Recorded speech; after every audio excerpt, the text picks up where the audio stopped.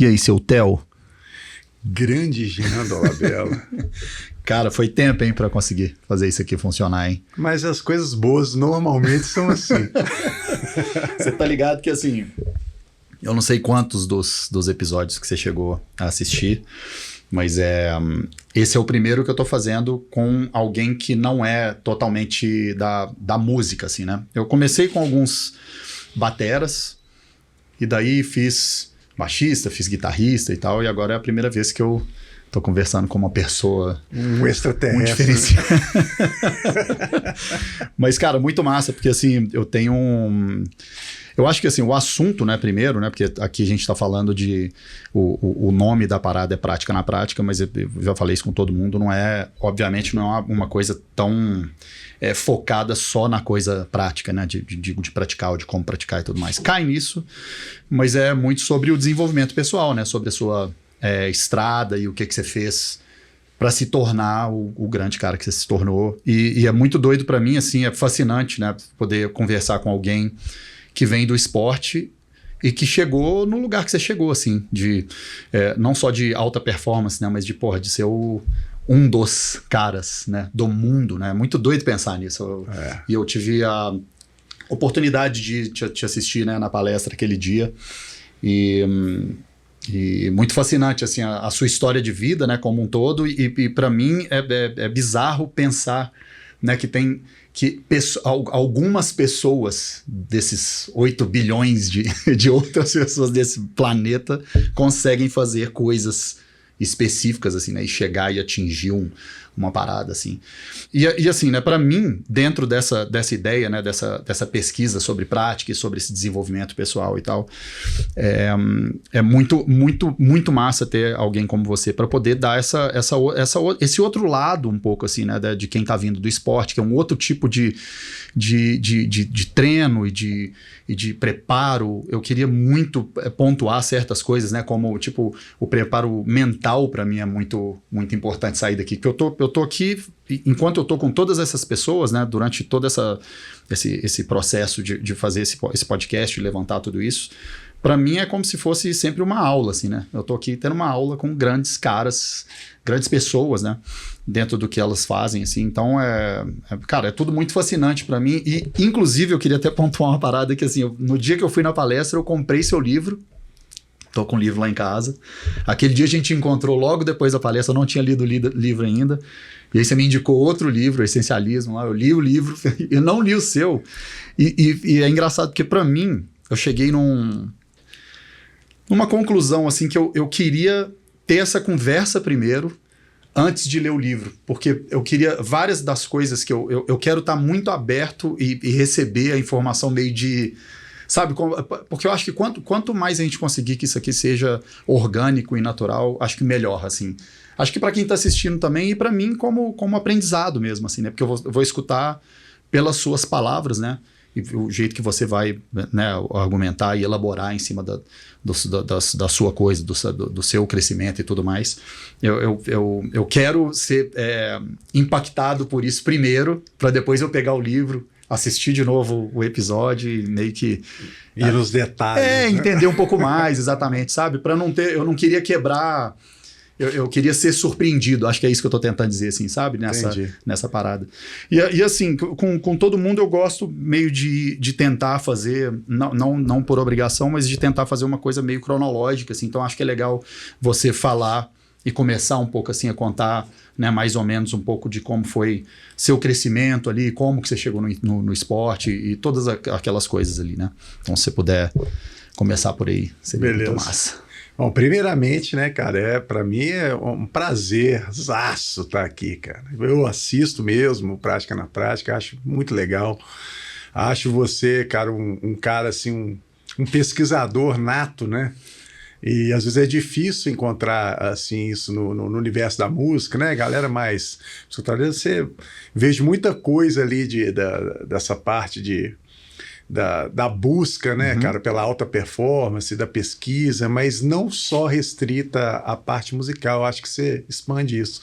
Então isso eu acho muito legal. Por isso que além, né, de estar aqui com você, para mim é sensacional falar dessas coisas, né? É o que eu escolhi fazer na minha vida, né? Massa. E eu achei interessante você falar no começo, né? Que há um cara que não é do universo musical, mas na minha cabeça, lá no começo, eu sempre tive, assim, não era nem dúvida, assim, a música, cara, tá comigo desde que eu me entendo por gente. Sensacional. Mais tenra idade. Sempre foi a minha paixão verdadeira, né? Até hoje. O esporte, não. Que massa, pode crer. O esporte, cara, eu comecei por obrigação, né? Minha mãe me obrigava a nadar. Tem que nadar, porque realmente, né, cara, principalmente a natação é até uma questão de segurança. Uhum. Né, que é uma coisa que a gente não sabe, mas assim, uma das grandes causas de índice de morte, cara, que tem hoje em dia é morte por afogamento. É mesmo, e não se fala nisso, Então, assim, saber natação, nadar assim, os pais, né, grande parte dos pais que podem fazer isso, porque infelizmente, né, a natação ainda é uma coisa muito elitista ainda no nosso país, né? Mas é uma coisa que é muito importante, cara, assim, até para a segurança, né, das crianças, né, que estão crescendo ali. Sempre tem uma piscina, sempre tem um clube, e às vezes um vacilo, cara, e a coisa pode virar uma tragédia, né? Sim. Mas, enfim, a parte da música sempre foi uma paixão. Então, eu era um moleque, assim, interessante, engraçado, porque... com 9 anos, cara, eu vi um show do Simon & Garfunkel no Central Park, que passou na televisão. E eu fiquei maluco, cara. Assim, cara, eu achei aquilo demais, assim. Simon & Garfunkel, eu tinha 9 anos, cara. Que doideira. Existia uma identificação com algum instrumento específico ou foi uma coisa do show que te impactou? Não, assim, era o show, a música, aquela quantidade de gente, Entendi. Aquele show no Central Park. O rolê, assim, então. Entendi. Não, e as músicas são maravilhosas, sim, né? Do Paul Simon e tal. E, cara, é estranho, né, cara? Chamar a atenção do moleque de 9 anos, um negócio desse. Depois que eu escrevi o livro, que eu fiquei pensando nessas coisas. Que o negócio do livro é legal por causa disso, né? A gente sai fora da nossa história e você vai lendo a história como se você não tivesse participado dela. Aí que foi caindo minhas fichas, entendeu? Falei, cara, 9 anos escutando Simon & Garfunkel, é esquisito, né? Mas antes disso, só para eu entender, antes disso tinha alguma coisa que você já gostava muito, assim, de música? Cara, assim, a minha mãe tocava violão quando era mais nova, mas depois que casou, nunca mais pegou. Então eu penso que ela tinha uma certa aptidão musical, mas eu nunca vi nem minha mãe tocar nada. Entendi. E o meu pai, ele era um cara que gostava de música, mas mais jazz, assim, né? Os Tony Bennett, Frank Sinatra, os instrumentais. E ele escutava isso em casa? E o meu pai escutava isso em casa, e meu pai era aqueles cara meio aficionado, assim. Então ele tinha uma parede de rack de equipamento de som. Então ele tinha aqueles amplificadores Marantz, valvulados, cara, assim, maravilhosos. Nossa. Tocador de fita. Você tem isso até hoje? Hã? Você tem isso até hoje? Cara, aquilo se perdeu no tempo. Meu Deus, mano. Eu sei que isso vale uma grana hoje. Mas lá em casa tinha, assim... Ele tinha umas caixas de som da Sony desse tamanho. Nossa Senhora. E equalizadores. Então, e aquele negócio meio que me fascinava, assim, sabe? E a qualidade de som dos graves, né? Os médios, tudo assim... Tudo na cara ao mesmo tempo. Eu ficava sentadinho lá, cara, escutando aquele negócio. Então, acho que aquilo ali, de alguma forma, me conectou. E aí, quando eu vi esse show, eu já comecei a encher o saco da minha mãe para comprar o violão, porque o Paul Simon tocava o violão e tal. E eu comprou um violão para mim, e eu ficava com aquele violão, mas eu não tocava nada, não sabia tocar nada de violão. Mas eu já comecei nessa época, eu ficava dublando. Você é canhoto? Sou canhoto. Tô vendo pelo jeito que você tá tocando o violão. Ficava dublando os negócios, pegava o violão, ficava assistindo e dublando, como se eu fosse os caras que estavam tocando. E aí, criança, né, vai viajando naquele negócio. Eu fiz isso durante muito tempo. Então, eu comecei com isso. Então, a música eu sempre gostei muito. E a música, cara, foi muito importante para mim, até para essa parte do esporte. Sim. Porque a música sempre estava comigo. Eu utilizava a música meio que como uma ferramenta, sabe? Assim, para me colocar no ponto que eu precisava, de alguma coisa que eu tivesse que fazer. Entendi. Seja relaxar, seja até focar, ou seja, dar aquela animada, né? Então a música, ela tem esse poder. Então, hoje em dia, né, quando você assiste lá os Olimpíadas, os Jogos Olímpicos, você vai ver lá o Michael Phelps nadar, o cara tá com aquele fonezão até segundos antes de pular na água. E aí, essa que é a parada que é interessante, que eu fazia isso lá nos anos 80, cara. No início dos anos 90, só que eu não precisava do fone. A música tocava na minha cabeça. Ah, que doideira, entendi. Então, eu sempre estava com a música na minha cabeça. Aí eu sempre pego, não sei se você tem essa mania também, eu já vi muito baterista, eu fico vendo meu filho fazer isso, de ficar batendo os dedos assim, às vezes você tá pensando na música e você fica batucando com o dedo. Com a boca. Com a boca, e também fico, né, fazendo... Cara, isso é direto para mim. Direto. E eu fiquei muito tempo com essa dúvida. Tipo assim, depois que eu comecei a nadar e comecei a desenvolver mais no esporte, eu ficava assim, pô, mas... Se eu tivesse ido para a música, cara, eu acho que talvez eu teria sido um músico, teria tido uma banda grande, teria viajado o mundo inteiro. Eu sempre tive essa doideira. Né? Mas você tinha essa vontade também, então? Sempre não só de... Eu sempre sonhava em ter, assim, depois que eu parasse de nadar, de ter uma banda, talvez, mas assim, nunca sonhei. Não sei se eu tinha essa pretensão de fazer alguma coisa em nível mundial, igual eu fiz no esporte, mas se eu tivesse feito só talvez uma coisa regional, para mim já seria legal. E acabei fazendo muito mais do que isso, né? Sim. Eventualmente nós vamos... É a doideira do negócio todo. Então, aí hoje eu falei assim, não, tá tudo certo, deu tudo certo, tinha que ser do jeito que foi mesmo e beleza. Mas esse começo ali... Nesse momento ali dos 9 anos que você tá falando, né? E você já estava nadando, então? Já. Eu comecei a nadar com 7. Tá. Por livre e espontânea pressão. E como que foi essa pressão? Qual que é que nível que é isso aí que você está dizendo? Mesmo? Cara, tipo... na verdade, tem essa coisa a minha família é uma família de nadadores, né? O meu primo, Marcos Mattioli, ele foi medalhista olímpico na Olimpíada de Moscou, em 1980, no revezamento 4x200 livre. É meu primo de primeiro grau. Então lá em casa foi uma festa, né? Todo mundo lá na televisão, vendo as notícias. E foi em 1980 que eu comecei a nadar. Então tinha essa coisa da coisa da saúde, mas tinha essa influência também familiar, né? Minha tia Ieda, né? Mãe do Marquinhos, muito próxima, né? As irmãs, né? Da minha mãe, elas, além de serem irmãs, eram muito ligadas também, né? E aí, pô, botar esses moleques pra nadar, né? E para você, por mais que você esteja falando, né, que é pressão assim, existia existia essa motivação ali de estar ali, apesar de você estar falando que você tinha essa coisa que você está descobrindo na música ali eventualmente, existia essa vontade de estar ali, ou acho que mais uma competitividade ali, você estava naquela de tipo assim, cara, eu preciso... Na natação? Na natação. Cara, natação eu não tinha nada, eu era completamente desengonçado, eu não tinha aptidão nenhuma, zero talento, eu era muito ruim. E era isso que era o meu sofrimento. Eu não queria nadar de jeito nenhum. Eu era meio que bullying, cara. Assim, era uma coisa horrível. Eu tropeçava no meu próprio pé. Eu era um cara desajeitado. Que doideira. E como que você vê hoje, porque é até interessante você ter falado isso, né, do livro, me trouxe um monte de insight, assim, porque... Você, no momento que você está fazendo você está meio que recapitulando, né? E tirando coisas lá da sua memória e tal. Eu digo no ato de escrever um livro, né? A sua própria história, assim. É um processo super terapêutico, assim, né? Porque com você certeza. está meio que cavucando você vai um monte mexer nas gavetas todinha, aquelas gavetas mais profundas. Exato, e vai acabar esbarrando nas coisas todas, né? Porque você vai falar assim, ué, mas é assim. E aí quando você verbaliza aquilo ou escreve, né? Você tá olhando para aquilo, é muito doido isso, né? Você ter esse contato com... Mas essa é a grande coisa. Por quê? Porque a gente tem vários tipos de memória.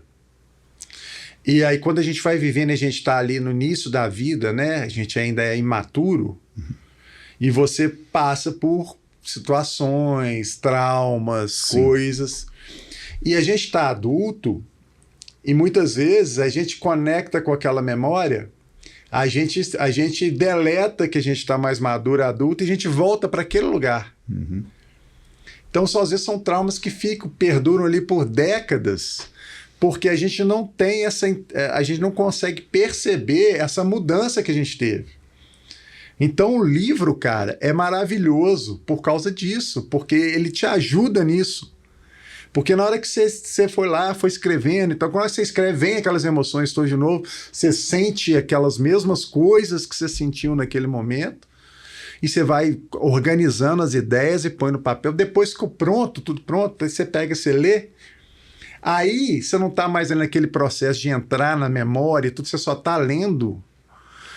Você, como se você sai da história. Você está olhando de outra perspectiva, né? Aí você fala, cara, mas isso aqui era ridículo. Pô, que babaquice isso aqui, que eu tava, as coisas que eu pensava e tal. Porra, não tem nada disso. Entendeu? Tal. E foi assim um negócio do meu pai, da minha família, as percepções, assim, pô. Cara, então quer dizer que, olha só, hoje eu tô aqui, tô beleza, deu tudo certo, tô bem. E cada coisa daquela foi super importante de alguma forma para eu chegar aqui onde eu cheguei, entendeu?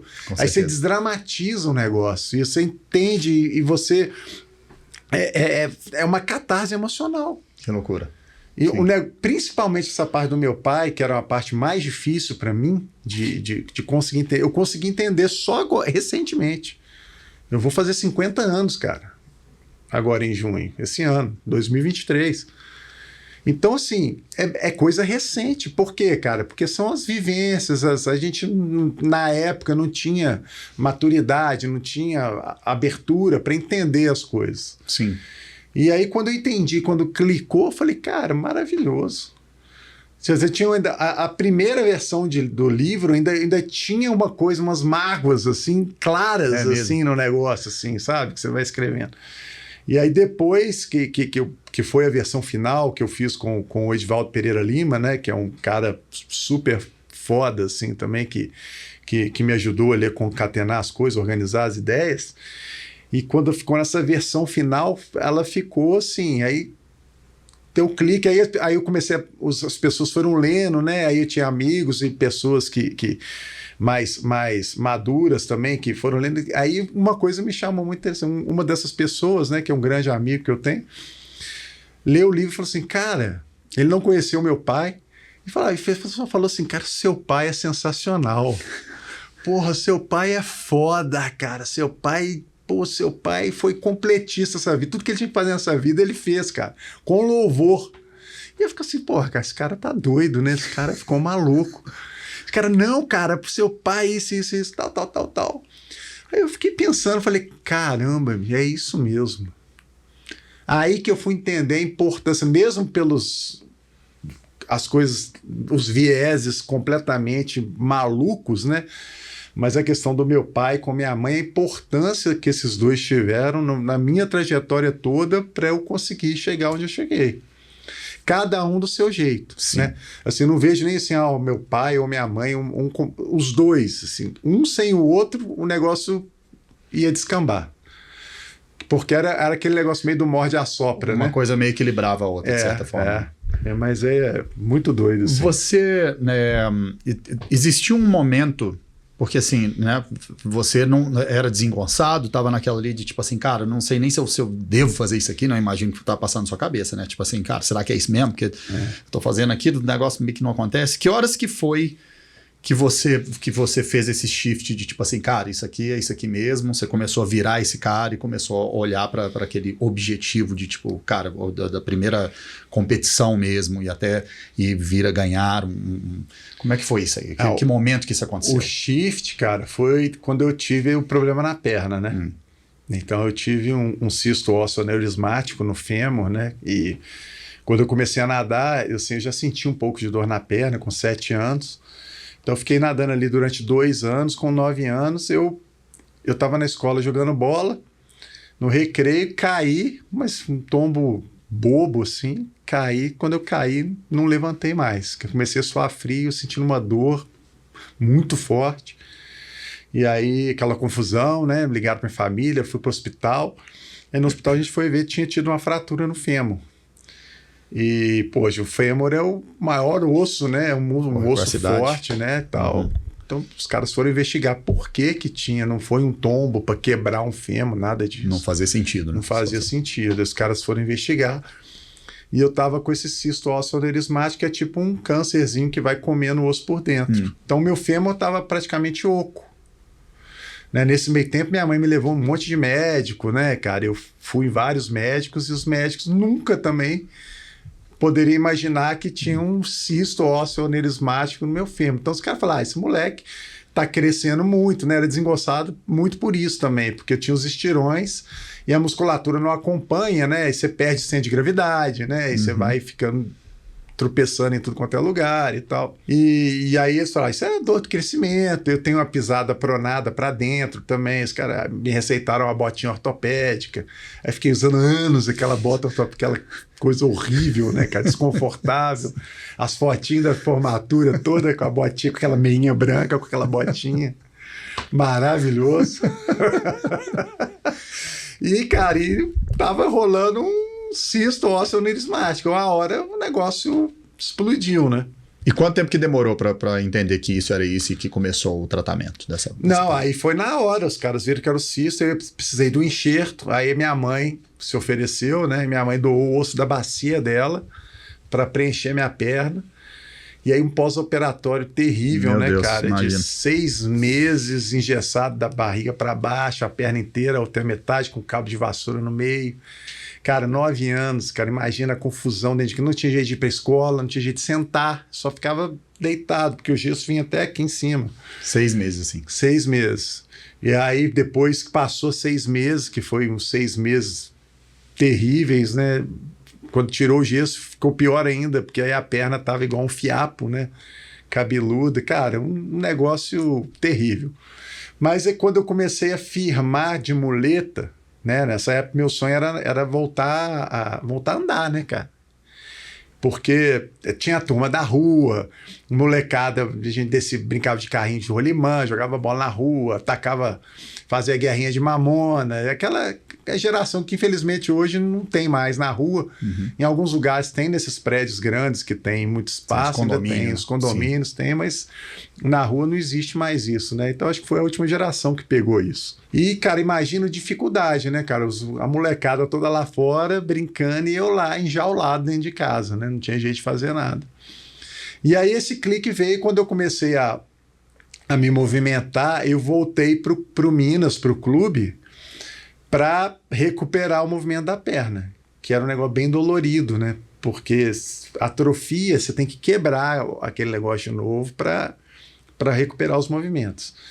E aí o meu treinador na época, cara, que era um cara, assim, na época tinha um vozeirão assim, fortão, o Gerson, mesmo eu sendo ruim pra caramba, né? O perebão, pior da equipe, esse cara me viu voltando no Minas lá, todo arrebentado, o cara me acolheu. E aí ele começou a ficar lá comigo, me colocar dentro da piscina, que eu não conseguia entrar sozinho. Então o cara me pegava no colo, me botava na água. Aí gastava um tempo lá comigo. Pô, vamos fazer assim, fazer assado e tal. Essa hora me deu um clique. Eu falei, aí eu comecei, pô, até que esse negócio de natação pode ser legal. Por quê? Por causa do acolhimento daquele treinador que, de certa forma, estava preenchendo esse negócio do meu pai que eu tinha. Que meu pai era fechadaço, né? Meu pai não tinha nenhuma habilidade em lidar com emoções, né? O cara totalmente travadão. E eu tinha um negócio muito forte com ele. Muito forte mesmo, assim, de querer chegar nele. E ele era muito fechado. Então, quando eu tive esse outro lado ali, cara, aí aquele negócio começou a clicar, eu comecei a me enturmar, e aí fui gostando, aí comecei a treinar, e aí aconteceu um monte de problema no meio do caminho, de fazer mais 3 cirurgias. Por causa disso? Sim. Era tipo consequência dessa... E consequência e algumas inesperadas, né? Porque lá na frente o tumor voltou, eu tive que fazer tudo de novo, voltar do zero. Quando que foi isso? Com que idade, mais ou menos? Isso eu já devia ter uns 11. Tá. Então, cara, foi um negócio meio bizarro. Então todo esse período aí de fim de infância até o começo da adolescência ali foi caótico. Caótico. E a música me salvava, né? O que era nessa época? Porque você passou por aquele impacto ali, né, dos 9, que você assistiu o show e ficou... Né, e o que veio depois disso, assim? Eu tive várias fases, né, nessa época. O Simon já ficou direto, mas aí foi entrando outras coisas. Aí logo depois teve uma parte do Michael Jackson, assim, que... né, Thriller, né, aquela época e tal. Mas o negócio pegou mesmo quando eu descobri o Iron Maiden, cara. Quantos anos você tinha nisso aí? Aí foi um pouco antes do Rock in Rio. Então eu tinha essa fase de 11, 12 anos. Cara, Iron Maiden foi amor à primeira vista, cara. E aí era aqueles discos, cara, aqueles bolachão, né? Aquelas capas, cara. E o Rock in Rio logo na sequência, né? Em janeiro, que eu não fui, tinha 12 anos, né? Sim. Mas eu assisti lá de onde eu estava nas férias, passava todas as férias de janeiro com a família, as famílias se reuniam, tem a família do meu pai toda do Rio, a gente passava as férias em Caxambu, no hotel lá, aquele circuito das águas, e cara, eu ficava colado na televisão, aquelas férias de 85, o dia inteiro, cara, vendo, aí que eu descobri o Whitesnake, o David Coverdale, que eu fui entender o que era o Deep Purple e tal, Ozzy, Scorpion, cara. Tudo ao mesmo tempo ali, entendi. Aí, bicho, aí acabou. Aí nós estamos aqui hoje. E aqui, me fala, e depois esse shift que você está falando, então foi meio que você entendendo que a natação poderia também não só reabilitar, mas que também começou a virar um viés de tipo assim, cara, eu quero levar isso aqui pra frente. Foi isso também? Foi tipo um... Foi isso, porque eu enxerguei ali uma oportunidade de chamar a atenção do meu pai. Entendi. Entendeu? Eu falei, pô, se eu ficar bom nisso aqui, porra, talvez ele vai olhar vai dar mais atenção, entendeu? Mas que doideira, né? Porque você falando isso agora... Eu entendo, até porque você acabou de falar desse lance do livro, né, de passar por toda essa elaboração, meio que olhar de novo, né, para a sua própria história, assim, e ver o peso do seu pai.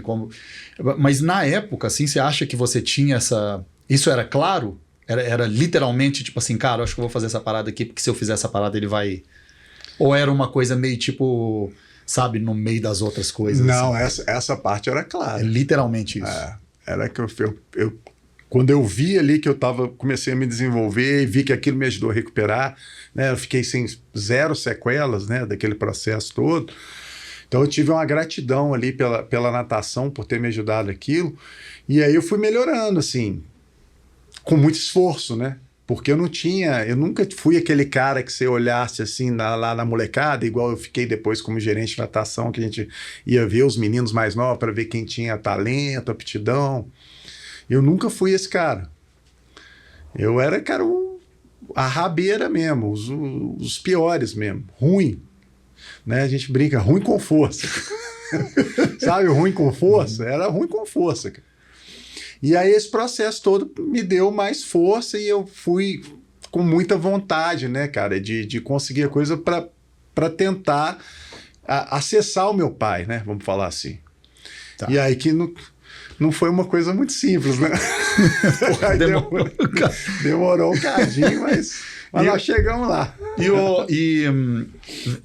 É muito interessante você falar isso, porque assim, como que você define... quando a gente fala, né, sobre talento, ou sobre essa coisa da, né, genética, isso é meio... Chega um lugar que isso é meio quase místico, assim, né? Porque ninguém fala direito se aquela pessoa tem aquela estrela e se é aquilo ali que define a parada, ou se é o esforço, ou um pouco das duas coisas, né? Porque se você tá falando isso, né? Você tá falando que você veio de um lugar que era a antítese da parada, né? Tipo assim, você é o cara que se a pessoa olhar, você falar, não dou nada pra esse cara, ele não vai conseguir fazer nada disso aqui nunca, e você virou essa chave e fez o contrário, né? Tipo assim, então, quando pra você, assim, como que você define isso, né? Olhando pra coisa de... Porque você tá sugerindo que você não é um cara talentoso. Mas, ao mesmo tempo, você é o cara que fez isso tudo que você fez. Estou afirmando, né? Porque nunca fui o cara talentoso. Você pontua isso diretamente no tipo assim, cara, foi esforço. Eu me dediquei, fiz o meu trabalho e cheguei onde eu quis chegar. Isso. E isso é o tema da minha pesquisa hoje em dia, que é a vontade, a volição. Né? Igual você está aqui pesquisando essa questão toda, eu pesquiso isso.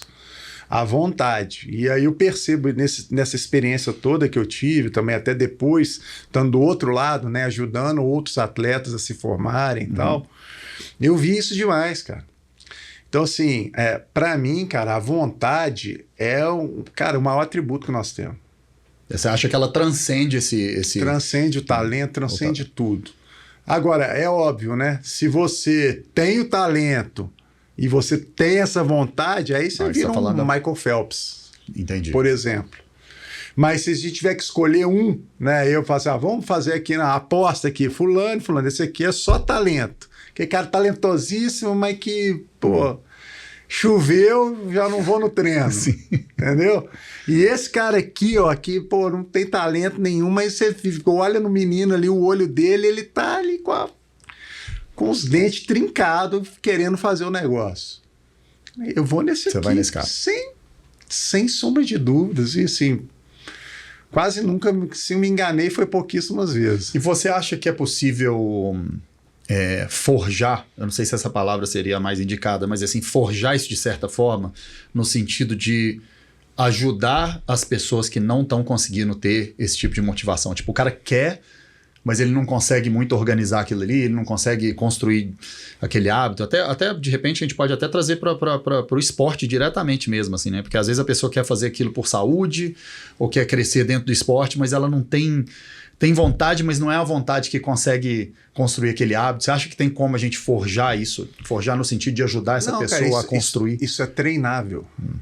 Isso é treinável. Você acredita nesse... Eu acredito nisso. Isso é treinável.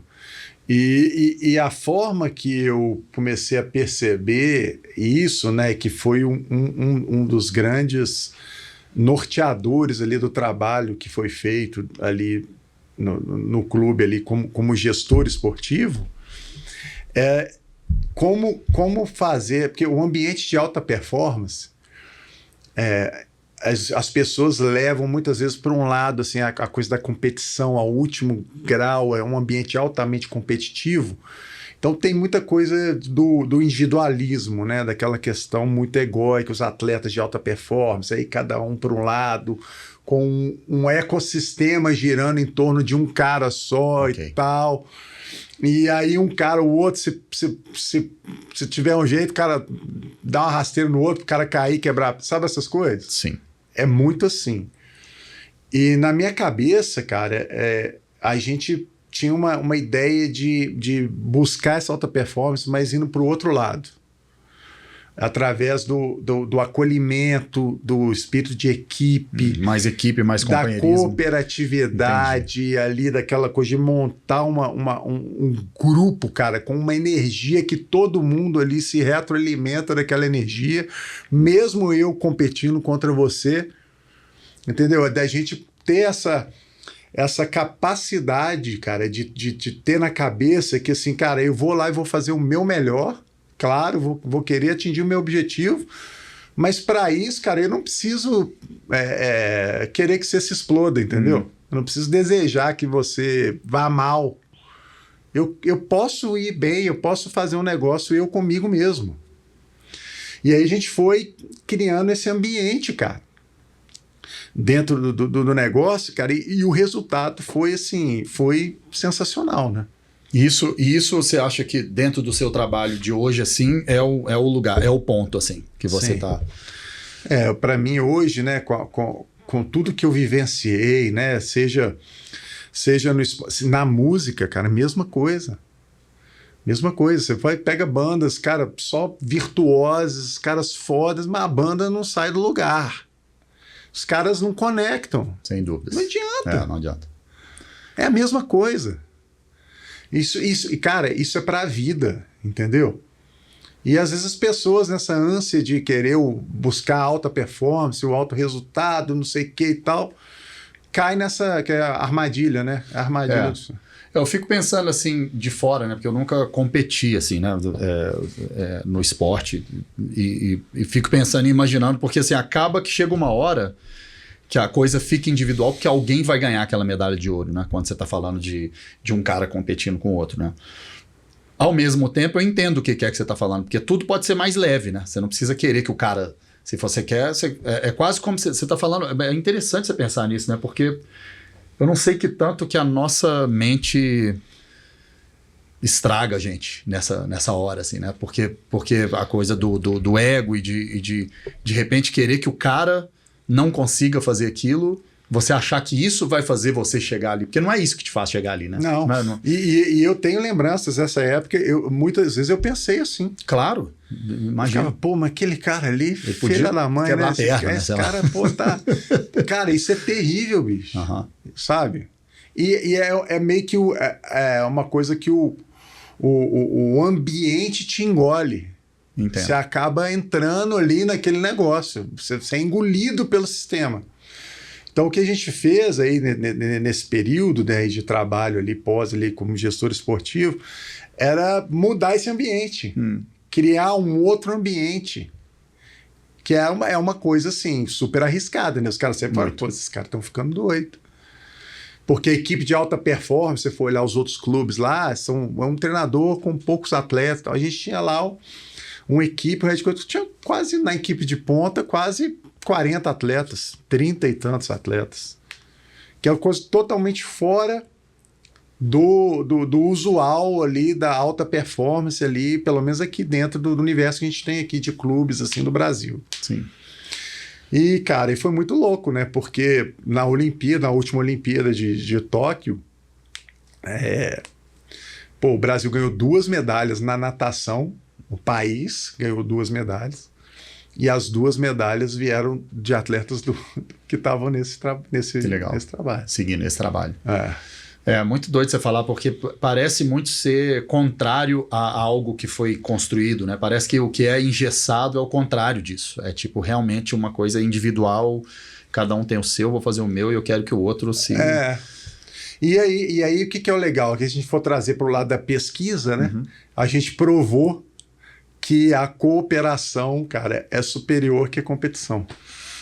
Interessante demais você falar, porque eu fico pensando assim... No quanto a gente... Eu até queria te fazer essa pergunta, assim, né? Porque durante esse processo, pensa no momento ali que você já entendeu que você vai fazer aquilo ali e você tá nadando sério e seu objetivo agora é ganhar esse primeiro campeonato que você ganhou. Pensa nesse momento da sua vida, assim. Nessa preparação até chegar nesse momento de ganhar essa primeira coisa, que tanto que isso era... só isso. Eu digo assim, que tanto que você fez sua vida virar aquilo ali, sabe? Em termos de foco. Ou não foi tanto assim, sabe? Tipo, se você for pensar no que estava acontecendo ali naquela época, qual a idade você tinha quando você ganhou a primeira competição dessas, assim, que foi importante, assim? Eu fui campeão mineiro com mais ou menos 13 anos. 13 anos, pois é. Então, campeão mineiro, já, né, com 13 anos. De onde eu vim, né?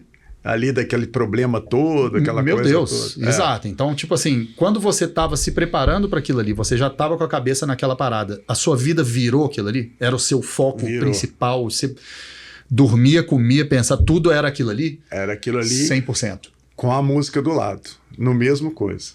Que doideira. Sempre. Mas a música era mais o setup, você tá falando, né? Era mais o ambiente para você treinar, no caso. Ambiente, né? Mas era uma forma de eu, por exemplo, no horário de almoço, cara, esse meu descanso, eu escutava 2 horas de música, todo dia, religiosamente, ou fazendo as minhas dublagens lá com meu violãozinho, ou quando eu botava aí depois que eu descobri o Rush, né? Aí bagunçou o negócio todo de novo. Aí, cara, aquele baterista, bicho, Gary Lee, tocando teclado, cantando baixo ao mesmo tempo. Eu falei, que é isso que tá acontecendo aqui, gente, e tal. Aí a gente tinha uma fita, um coleguinha conseguiu aquelas fitas pirata de VHS do Exit Stage Left, aquele show de 81.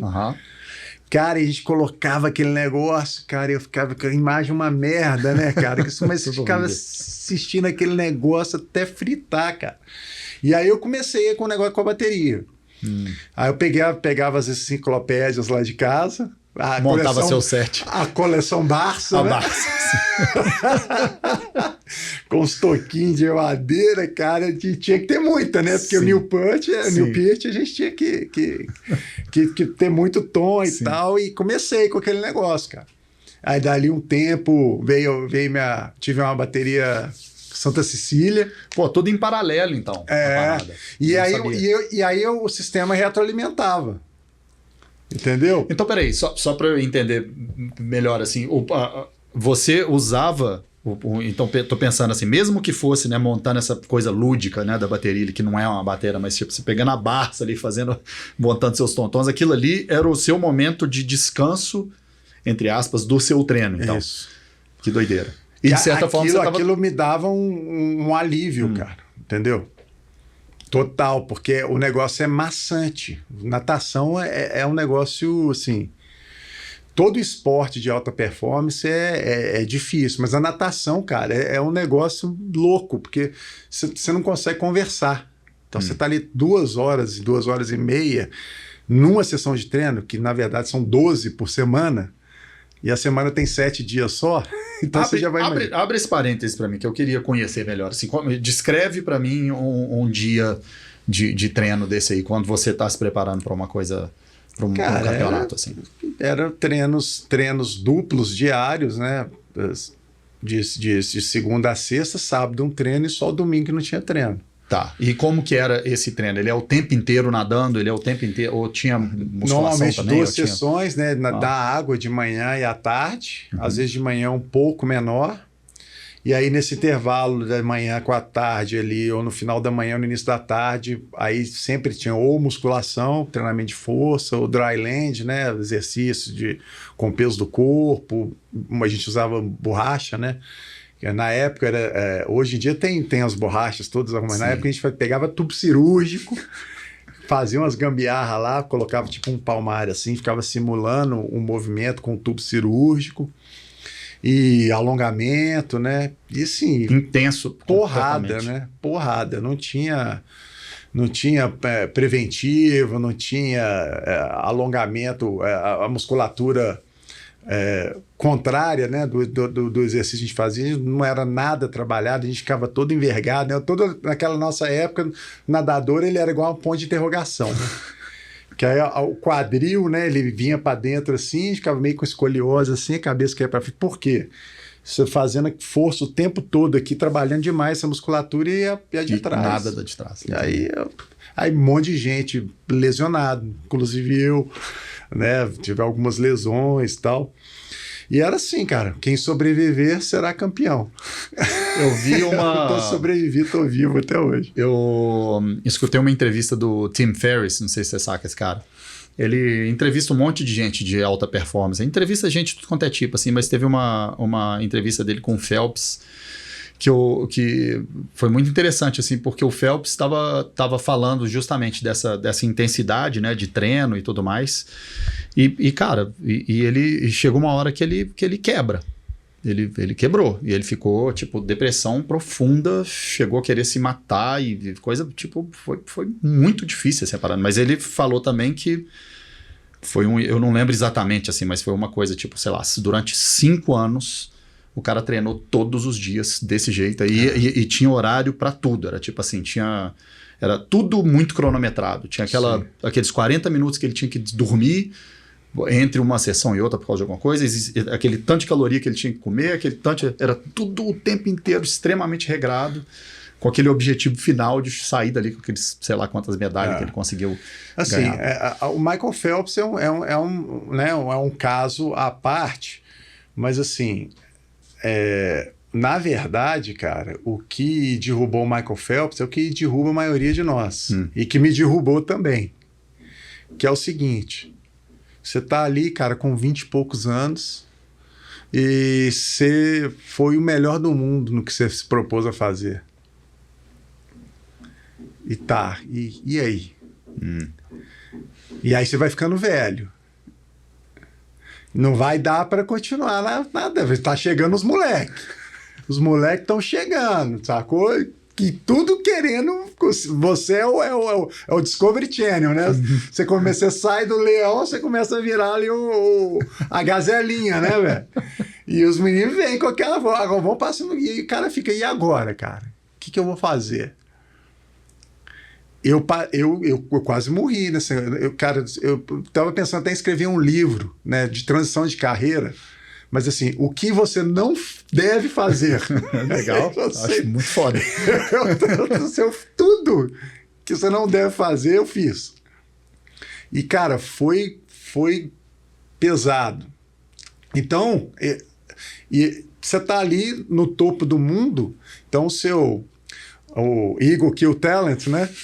O seu ego kill não só o talent, né? Ele mata tudo. Elimina. Porque você fica ali, cara, você tá ali naquele negócio e aí você vai ficando mais velho e você tem que começar uma outra coisa, mas e aí? O que eu vou começar? Mas como é que... Aí eu entrei nessa piração, mas, cara, eu não sei fazer mais nada. Que doideira. Então é mente total. Não sei fazer mais nada. Como é que eu vou fazer agora? Vamos começar ali, vamos fazer... mas eu não vou lá. Se eu for lá, o pessoal vai ver que eu não sei. Como é que um cara, foda como eu, entendeu? Um fodaço, né? Recordista mundial, vai falar que não sabe fazer um negócio. E aí, meu cara, você vai. E aí, parei de fazer atividade física do dia para a noite. Cara que queimava 50 milhões de calorias por dia, para e continua comendo as mesmas. O que acontece, cara? É tão ruim isso, do que você falar assim, você que nunca nadou na vida, chegar para você, Jean, agora você vai nadar 10 quilômetros ali. Você parar, é o mesmo estrago. Só que ele é mais sutil, né? E aí, cara, virei um balão, né, cara? Quando que foi isso, para entender dentro dessa... Isso eu já estava com 20, ali depois dos meus 25. Tá. Parei com 25, eu fiquei dos 25 até o 31, cara. Foram 6 anos. De nada, de fazer... Não, aí não é nada. Aí eu fui trabalhar e tal. Não, eu digo de nada. Mas de esporte, muito pouquíssima coisa. Natação nem pensar, né? Porque você fica totalmente saturado. Então, você não podia nem ver piscina. E loucura, bicho. E depressão pesada, que acontece com o Michael Phelps, aconteceu com o Ian Thorpe, esses caras todos que você tem que... E é uma coisa que a gente se preocupava muito nesse trabalho que a gente fazia também, era de tentar orientar os atletas para esse momento de transição e direcionar, encaminhar para o cara não passar por isso. Com certeza. Porque, cara, é muito ruim, cara. É muito ruim. Você acha que hoje em dia, então, existe já um outro trabalho? Assim, uma vez que todo mundo dessa geração acabou passando por isso, os grandes... Não, eu acho que tem muita gente que está preocupada com isso. Só segue. Só segue. Aí a coisa da alta performance, né? Que é predatória. Pega o cara lá, os clubes contratam o cara não começou a nadar, descarta o cara, manda embora. Se o cara for se estrepar tudo, eles estão nem aí. Infelizmente, ainda tem muito isso, sabe? Mas essa era uma coisa que a gente tentava ali, né, dentro dessa coisa de alta performance para a vida, né? A gente falava assim, nós queremos formar campeões da vida, né? Não só o cara para nadar rápido. Sim.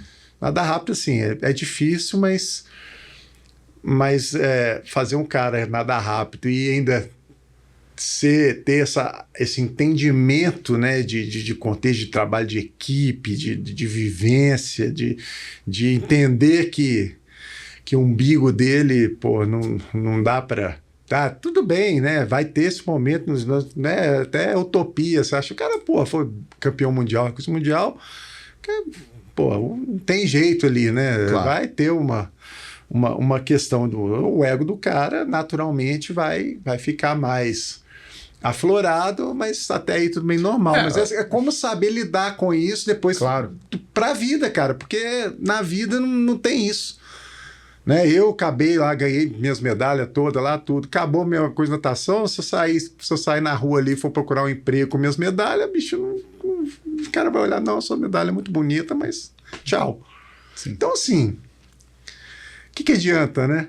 O que realmente importa, né? Qual que é o sentido da coisa toda? Sim. Então, essa que é uma preocupação que eu sempre tive de passar isso pro pessoal. Você, nesse trajeto todo, assim, principalmente nesses momentos ali, enquanto você estava treinando muito e indo atrás dos campeonatos e das medalhas e tudo mais, como que era você com a sua cobrança? Como que era você com a sua própria mente, assim? Existia uma cobrança absurda ou não? Ou era sempre mais essa coisa do seu pai que você fala? Não, a minha cobrança era um negócio do meu pai. Na minha cabeça era assim, pô, fui campeão mineiro. Cara, eu fiquei muito feliz. Ganhei minha medalhinha lá. Cara, pô, campeão mineiro. Depois daquele perrengue todo, né?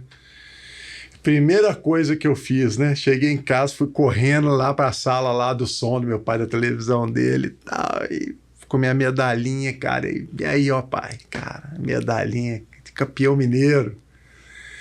Aí meu pai, meu filho, esse campeonato mineiro não vale nada. Se quiser ganhar, um dia que você ganhar alguma coisa importante, você traz aqui para mim. Essas medalhinhas, você não precisa nem aparecer aqui. Porra, cara. Nada, nenhum não, nada. Isso não vale nada. Entendi. Aí eu olhei, cara, né, dei aquela murchada, né? Sim. Sai, aí vem a minha mãe. Tá. Aí começa o negócio. Aí ela faz o outro trabalho. Meu filho, seu pai não entende bosta nenhuma de natação. Pô, você tá indo super bem, pode continuar. Você tá. Eu falei, pô, é mesmo, né? Então vou lá. E aí aquele negócio me deixou com um ódio positivo. Falei, pô, então porque eu não ia desistir de buscar, de furar aquela barreira dele. Então eu falei, bom, aí, o que eu pensava era isso. Então se o mineiro não vale nada, o brasileiro deve valer. Vamos nacional. Aí, treina. E aí, cara, as coisas mais incríveis, né, nessas coisas aconteceram. Não vou falar muito, porque senão a gente vai dar o spoiler do livro, né? Conta só mais ou menos. Mas aí depois de muita... Cara, tudo que você imaginar que de coisa que podia dar errado, deu errado. E eu tinha aquele negócio muito forte de querer aquele negócio para chegar lá no meu pai. E ele falou, pô, filhão, parabéns, agora sim. E aí, depois de muito tempo, eu fui campeão brasileiro. Esse dia eu falei, caramba. Agora, meu velho. Não, comprei até um mapa do Brasil. Olhava, pô, não tem ninguém aqui que ganhe de mim. Eu sou foda, né? E tal. Vou chegar lá em casa, porra, meu pai vai ter que me engolir, né? Cheguei em casa com a minha medalhona do brasileiro, cara. E aí, pai? Pá, campeão brasileiro. Ele olhou para mim e falou, meu filho, natação do Brasil é uma bosta. Eu falei, hã? É uma bosta a natação do Brasil. Olha lá, o que vale? Olimpíadas e Mundial. Quantos brasileiros tem lá ganhando medalha, Olimpíada e Mundial? Não acha, cara. É um a cada 20 anos. É uma bosta a natação no Brasil. Isso não vale bosta nenhuma. Não adianta nada. E aí, porra, eu ficava puto, né? E aqui, ele, só para eu entender melhor também, ele jogava duro mesmo, assim, não existia uma coisa meio... um pouquinho de ironia, ou meio querendo... Não. Ou brincadeirinha, nada. Não. Era tipo isso mesmo. Não vale bosta nenhuma. Isso não vale bosta.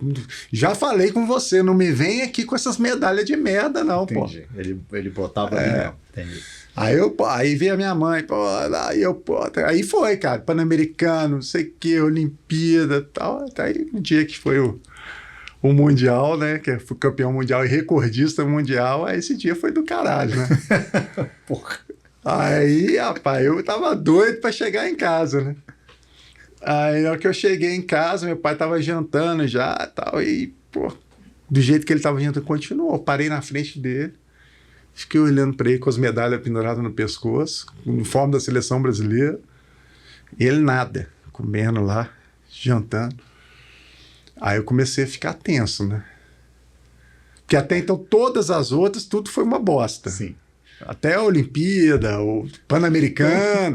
Não, o Pan-Americano era a equipe B, não era a equipe A. Entendi. Sempre tinha Tinha alguma uma coisinha coisa para poder falar. É. Não, entendi. E aí, cara, campeão mundial, recurso mundial, pô, dentro da esfera planetária, estava esgotado o negócio, né? Aí quando ele não começou a falar, eu falei, porra, será que ele vai vir com alguma coisa tipo um dual meeting com Marte, né? Só se for. Só se for alguma coisa assim. E ele não falava nada. Aí eu comecei a ficar nervoso, eu tirei minha medalha e joguei no prato dele, né? Ele estava comendo arroz, feijão, carne, salada, joguei no feijão. Pá, sujei a camisa dele de feijão. Tipo assim, fiquei olhando pra cara dele assim, né? Tipo assim, tô esperando o que você vai falar agora, né? E ele não falava nada, continuou comendo, tirou a medalha e continuou comendo. E eu fiquei assim, pô, não, cara, não acredito, né? De repente, ele comendo assim, sabe quando o cara começou a dar aquela olhadinha pra cima, assim, eu em pé aqui do lado dele. Ele só olhou pra você, não, agora você me fudeu. Continuou comendo. Agora você me fudeu. Foi a única coisa que você falou. Só com o olhinho assim, levanta. Agora você me fudeu. Agora você não comendo. E essa hora, cara, porra, essa hora eu falei, cara, foi o agora você me fudeu mais libertador da minha vida. Pô, fui pro meu quarto, liguei a televisão, ar-condicionado. E pronto, deitei. Porra, top of the world, né, cara? E fudeu, cara. E aí, a história é essa, entendeu? Mas olha que loucura. Porque quando eu vou contando a história, né, tal, aí muita gente, cara, fica puta, né, com meu pai. Claro, né? Porra, como é que tá fazendo isso com o moleque, o menino, pô, o menino se fudeu todo lá no começo. Começou já todo quebrado, né, um negócio assim. Mas, cara, hoje eu tenho essa clareza, entendeu? Que a forma como ele fez, se ele tivesse meio acolhido daquela forma, filhão, pô, lá no Mineiro, cara, porra. Você acha que você ia ter relaxado assim? Eu tinha ficado por ali. Eu não posso afirmar com 100% de certeza, sim, mas assim, talvez com 95%, porque o meu objetivo era esse. Então por isso que eu brinco muito com esse negócio do sonho grande, sonho pequeno, né? Que eu vou falando com a galera. Eu falei, cara, e aí, sonhar grande, sonhar pequeno dá o mesmo trabalho? Sonha grande? É isso? Aí o cara fala, é isso, é. Eu falo, cara, pra mim não. Para mim, é indiferente se o sonho é o tamanho do sonho. O que interessa é o quanto que ele é real para você, o tanto que ele te impacta. Porque o meu sonho, cara, era um sonho desse tamanhozinho. Meu sonho era ter o reconhecimento do meu pai. Dele, sim. Quantos moleques têm esse sonho? É 99% da população. Totalmente. Então, o sonho é um micro sonho, né? Qual que foi a diferença? O pai que eu tive, pô. Sim. Então, e a mãe, né? Porque se não tivesse a mãe, eu não aguento. Aí eu quebrava. Aí eu ia quebrar, aí não ia ter jeito. Então, minha mãe sabia chegar e, não, meu filho, vem cá e tal. E ela sempre estava lá. E o mais louco é o seguinte, que o meu pai, com essa inabilidade em lidar com emoções, ele não ia foi descobrir isso depois, né? Ele não ia nas competições, por quê? Porque ele era extremamente sensível. Então, se ele fosse na competição, cara, o que aconteceu? Ele foi em uma competição minha, na Europa, com a desculpa esfarrapada que era Portugal, que era a terra do meu avô, o pai dele e tal. Nem assim o cara falou que era pra ver você. Não, nem assim. Essa vez foi engraçado. Foi as 2 vezes que ele foi no meu quarto. A primeira vez foi quando eu... Foi essa, né? Que era eu tinha sido convocado para um Multinations, que é tipo um europeu, ia ser em Portugal. Ele entrou lá e falou assim: olha, eu vou a Portugal. Aí eu olhei, porque nunca tinha ido nenhuma, né? Eu olhei e falei assim: nó. Na hora que eu abri o semblante, ele falou: mas não é para te ver nadar. Eu vou lá para conhecer a terra dos meus antepassados. Se der tempo, eu vou lá ver. Tipo assim, vou lá ver essa merda. Né? E aí, no primeiro dia, cara, no primeiro dia de competição, ele tava lá na arquibancada. Eu olhei e falei, puta, ele tava no céu, cara. Meu pai veio na minha competição. Nadei, ganhei a competição, bati o recorde lá do negócio, que era confusão. A gente chegou na arquibancada. Cara, fui correndo na arquibancada porque eu achei que eu ia resolver a história ali, né? Já, sim. Ali eu, porra, já tava igual aquele negócio de filme. Porra, filhão, seus amigos, tudo em volta, seleção brasileira e tal. Cara, na hora que eu cheguei, que eu entrei na arquibancada vindo do pódio, ele já me viu de longe e já começou a gritar: porra, Teófilo! Que saco esse negócio, porra, que competição chato pra caralho isso aqui. Pô, todo mundo em volta, cara, mas eu uma vergonha. Falei, pô, essa arquibancada aqui. Tá doendo a bunda aqui. Pô, minha bunda já tá quadrada de sentar lugar de merda, lugar fudido, não sei o que, baba. E eu, sabe, quando você vê, eu olhando pra ele com visão periférica, olhando meus amigos, tudo assim, sabe? Se fudendo e tal. Cara, eu fiquei com uma vergonha, cara. Não me deu nem parabéns. Que doideira, ele jogava duríssimo. Aí eu fui pro hotel. Chegou lá no hotel com meu colega de quarto, né? E o cara veio falar comigo. Porra, cara, que loucura o negócio do seu pai, hein? Aí eu olhei pro cara e falei, pô, esse cara tá me tirando, né? Sim. Já tava puto. Você vai continuar as Eu falei, velho, você... Dá um tempo, Eu falei, velho, você tá me tirando? Eu acho melhor você parar. O cara falou, bicho, não, você não tá entendendo nada. Não é nada disso. Aí eu falei, então tá, então me explica aí, como é que é então? Ele falou, cara, seu pai chegou lá daquele jeitão dele e tal, começou a mexer com todo mundo, falar, pô, não sei o quê, e aí, cambada, não sei o quê e tal, e todo mundo achou mal barato. O jeito que ele chegou lá, chegou com uma câmera para te filmar e tal, e tava lá todo animadão lá e tal. Na hora que você começou a nadar, ele ficou desesperado, ele não conseguia filmar a câmera. Ele me deu a câmera dele, falou, menino, segura essa câmera aqui, se você quebrar essa câmera, eu quero ela na sua cabeça, tal. Eu peguei, ficote, me dá aqui, tal, segurou a câmera. Antes da câmera, era filmagem de teto-chão. Sabe teto-chão? Sim. O cara fica, vai! E aí só veio o áudio, aí eu botei o áudio, aí assim, vai, filha da puta, vai! Tal, sabe, grotes, né?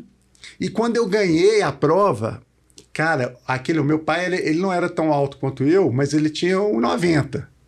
Alto. E assim, 1,90 e tipo 200 quilos, né? O cara era uma massa, né, humana, né? Um ogro, né? Literalmente um ogro. Então aquele ogro despencou na arquibancada, desabou a chorar, cara. Mas chorou igual um bebê.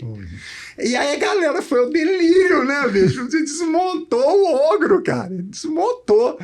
Então, na hora que eu voltei, aí ele se recompõe rapidamente, entendeu? E aí a armadura que ele tem era essa. Aí era o esporro e tal. Só que todo mundo viu, só eu que não vi. Então, por isso que a galera começou a achar os bicos, falar lá. Tal. Mas era o jeito dele. Por quê? Não era de propósito. É porque ele não sabia como lidar. Porque para ele chorar, cara, era como se ele perdesse a masculinidade dele. Porque é aquela educação de Portugal, né, do século XIX. Sim. Então, homem é o cara que vai sustentar a casa, é o bastião da casa. Sim. O homem não pode chorar, é coisa de mulherzinha. Né? É chorar, emoção, é tem coisa que ter aquela autoridade, tem que ser cara, aquela... tem que ser o cara que bate na mesa, porra, e que faz e que acontece, e chorar nem pensar. E ele não dava conta. Então ele não ia na competição, né? Porque ele não queria ver, não. Porque se ele fosse, ele sabia que aquilo podia acontecer, como de fato aconteceu. E aquilo ia acabar com a autoridade dele na cabeça dele, né? Na cabeça dele, é. Ia quebrar a armadura. Cara, olha que loucura. Que viagem. Mas aqui, você chegou a ter... Depois que passou isso tudo, e aí você parou de nadar e tudo mais, você chegou em algum momento a ter... Ou durante, né, sei lá... Depois de saber que em algum momento ele baixou essa guarda aí, você chegou a ter momento com ele, assim? Algum momento com ele? Tive pouco antes dele morrer, cara. Que doideira. No hospital. Tá, você sentiu baixar essa guarda? Vocês falaram sobre isso? Caralho, assim, é um negócio muito, muito emocionante, assim, né? Porque ele tava muito... Ele, antes de morrer, ele sofreu muito, né? Então, assim, no final da vida dele, ele conseguiu reciclar muita coisa. E eu acho que, de certa forma, eu consegui ajudá-lo muito nessa parte, né?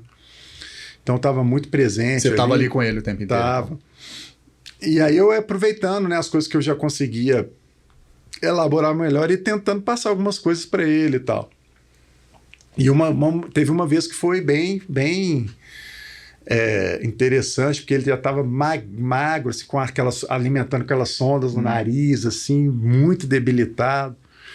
E a gente ficava ali no hospital, aí eu ficava tentando puxar uma conversa para coisa, né, não ficar naquela vibe ruim, claro. Assim.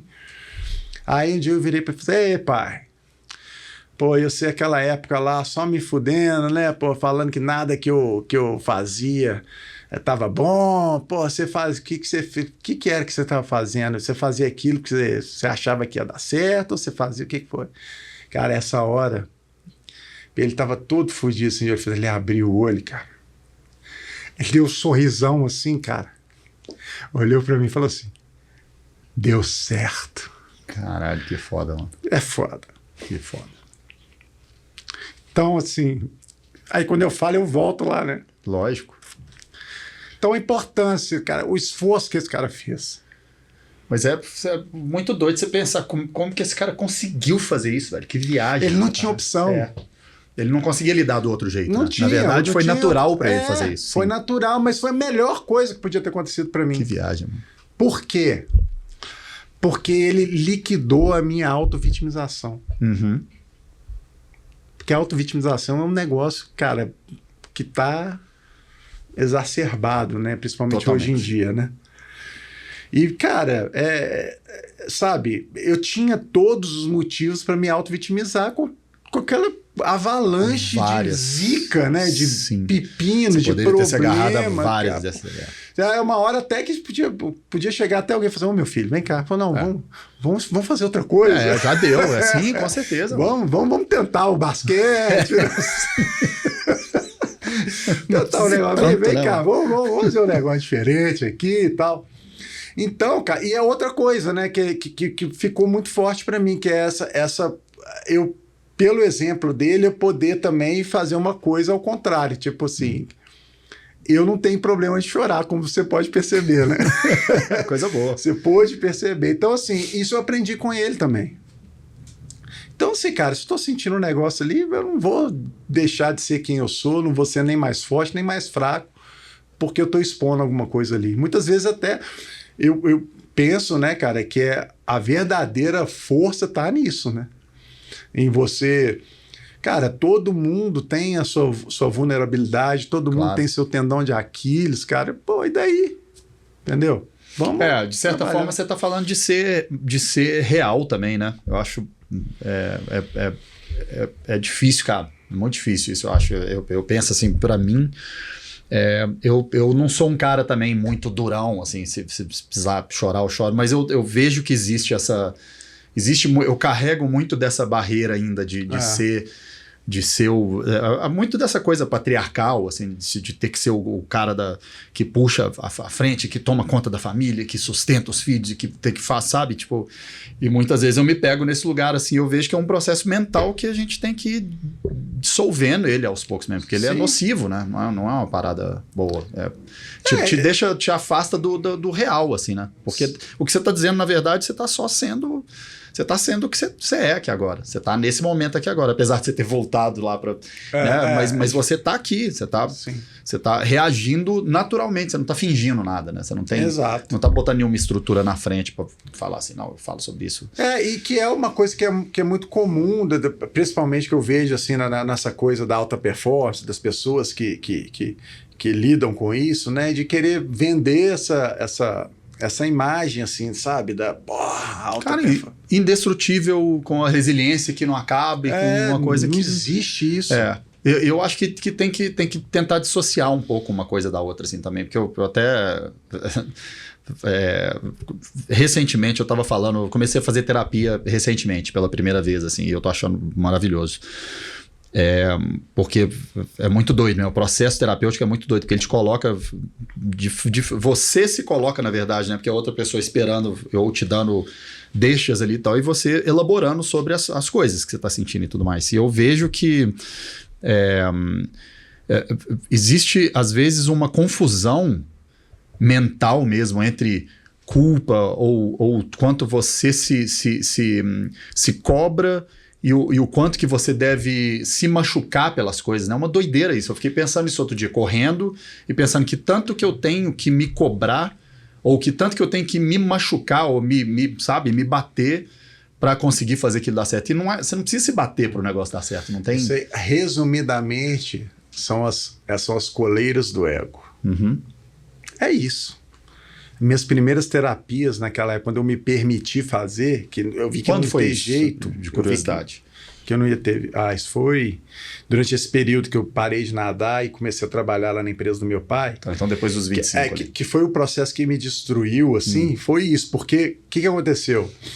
Eu parei mal parado na pior parte que eu podia parar, com uma lesão, tendo fracassado de ir para a Olimpíada de Atlanta, que seria a Olimpíada que estava tudo certo para a gente ganhar uma medalha olímpica lá no revezamento, né? Do jeito que a coisa estava se desenvolvendo. E, cara, eu fui caindo nas armadilhas do sucesso nesse período, aí não consegui minha classificação, ainda tive uma lesão muito estranha, que não doía, mas que perdi o rendimento do ombro.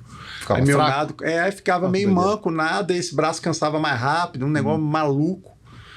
Não consegui classificar, cara, foi super traumático, assim. Eu assisti a Olimpíada de 96 com o ombro operado em casa e o Brasil ficou em 4º lugar no revezamento. E o meu tempo que eu já tinha feito no Mundial de Roma, que a gente tinha ganhado medalha de bronze, né, foi um Mundial de nível técnico altíssimo, né, de raio de 50 metros, igual a Olimpíada.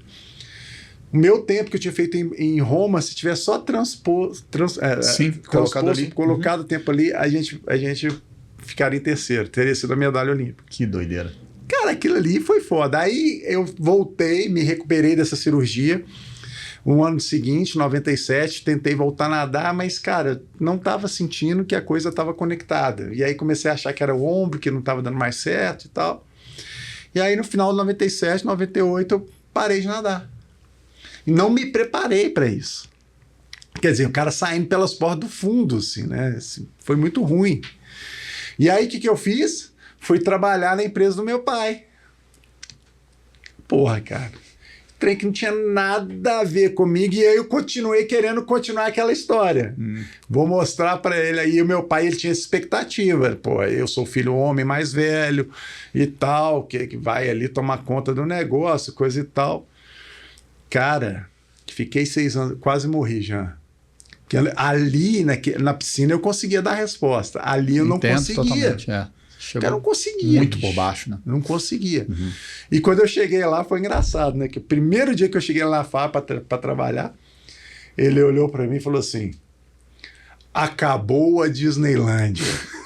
Caralho, o cara era muito jogo duro, velho. Pô, eu tava lá no pôster da Capricho e tal, saindo nas revistas todas, tá. Aí cheguei lá na empresa, indústria química, galpãozão. Sem nada a ver com... Acabou a Disney. Essa foi a mensagem de recepção. Oi, meu filho. O receptivo. Vem com o papai agora, vem. E já fui direto, me colocou para encher tambor de 200 litros no galpão. Cara, ele tava lá. E eu, bicho, sou... que tiver para fazer, eu faço. Sou destemido. É isso. E até entendi a estratégia. Pô, tem que conhecer tudo aqui. Não conheço nada. Então tem que começar do começo. Não tinha problema com isso. Mas, cara, internamente, nossa, era um vulcão contido, né, cara? Eu falei, puta, o que eu tô fazendo aqui, cara? Isso aqui não tinha nada a ver comigo, cara. E eu insisti nesse negócio 6 anos. Aí nesse período, quando eu saí disso, mas no final eu começava a fazer terapia, quando eu me permiti, né? Depois que a terapia foi bem depois disso. Primeiro eu tive que voltar a nadar. Aí eu voltei a nadar velho, com 31 anos. Eu consegui arrumar uma coragem para falar com meu pai, assim, olha, não tá dando. Demorei 6 anos. 6 anos, sim. E aí você imagina o estrago durante 6 anos. Claro. Aí eu tava tão mal, cara, que eu falei assim, a única coisa que eu sei fazer é nadar, então eu vou ter que voltar a nadar.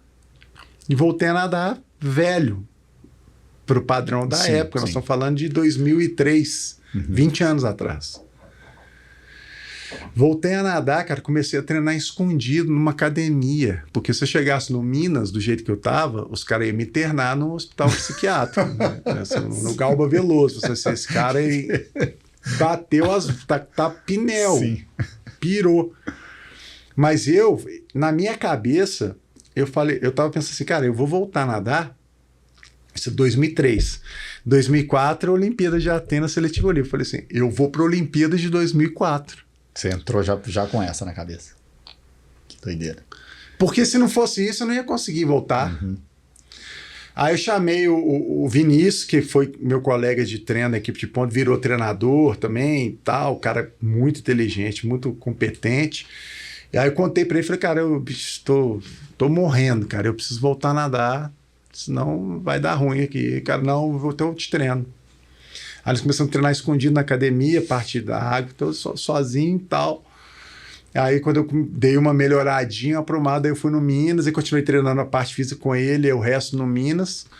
E o resumo da história. E aí, essa época eu comecei a estudar, porque na época que eu terminei a escola, eu estava tão envolvido na natação que eu não fiz vestibular, faculdade, nada. Você acabou o ensino médio e saiu. Fui treinar. Então eu estava com 30 anos, não tinha formação acadêmica. Aí eu comecei a fazer isso em 2000. Então, nesse período, cara, eu estava estudando à noite. Aí o meu pai, olha só como é que era o meu pai, né? Que é o ogro, coisa e tal, mas aí ele entendeu a situação, me liberou ali da administração da empresa e me deu uma representação para vender os produtos da empresa. Como é que eu ia fazer, né, cara? Eu tinha que ter uma forma de dinheiro. Ele não ia me dar uma mesada nunca. Isso não estava no glossário, ali no menu de opções dele. Essa é o marmanjo de 30 anos mesada. Não vai acontecer. Então você vai tratar de... Toma aqui, ó. Você vai vender o que você vender, você ganha. Então eu estava treinando desse estágio de 140 quilos que eu cheguei a pesar, né? Meu peso normal era 95, 96. Treinando, vendendo nos intervalos do treino, batendo pasta, depósito de material de construção. Ia pro treino da tarde e faculdade à noite, cara. Nossa. E aí, na seletiva de Atenas, um ano depois, cara, eu fiquei a 20 centésimos do índice olímpico.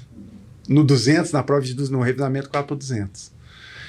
Então foi um negócio tão fora da curva que o fato de não ter ido não importou. Porque era uma meta tão impossível, eu quase bati a meta impossível. Sim. Então, hoje, analisando, eu falo, cara, isso talvez, acho que foi mais difícil que bater o recorde mundial. Porque eu não estava saindo do zero, eu estava saindo do menos 150. Com certeza. Sim. E, cara, cheguei lá e, cara, toquei o terror no negócio. Aí, nessa época, a mídia falava assim, o dinossauro. Porque, tipo assim, o cara tava extinto. Sim. E voltou e tava ali nas cabeças, cara. Eu cheguei nas cabeças lá, cara. Era, tipo, tinha que ficar em quarto, fiquei em quinto por 20 centésimos. Muito foda. Então, aí ali eu fechei meu ciclo da piscina, entendeu? Me libertei do negócio e aí que eu consegui ir traçando esse outro caminho até chegar hoje. E essa... Onde que a coisa com a música começou a virar, de fato, tocar mesmo? Né? Até você... Quando eu parei de nadar, né? Que eu falei no começo, né? Que você é o cara do esporte, que é a primeira entrevista que eu tô fazendo, mas não foi com a intenção, obviamente, de menosprezar a parte que você tem, porque você também...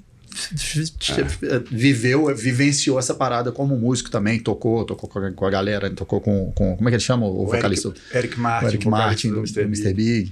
Enfim, você experienciou isso também, né? Isso foi logo na hora que você fechou esse ciclo da natação? Ou isso foi acontecendo? Eu digo de tocar. Isso foi acontecendo. Tocar mesmo, eu toquei a vida toda, que é aquele esquema que eu te falei diário.